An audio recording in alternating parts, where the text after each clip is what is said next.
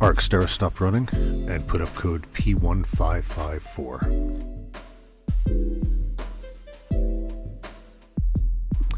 So the battery sensor is a small plastic piece that sits around your negative cable, and obviously mine is not mounted correctly. It should be on the bracket, but it's just hanging freely.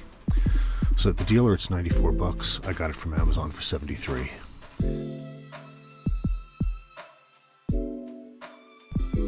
So it's 10 millimeters at the battery terminal.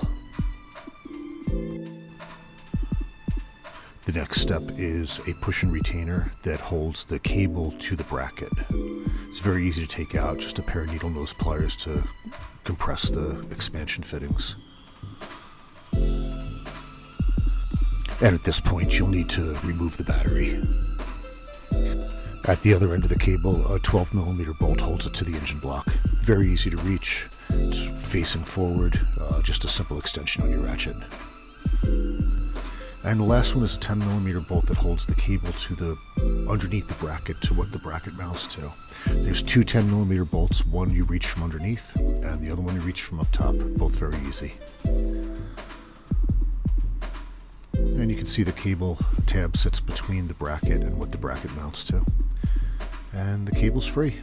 Next thing is disconnect the electrical connection. Installation is the reverse of removal.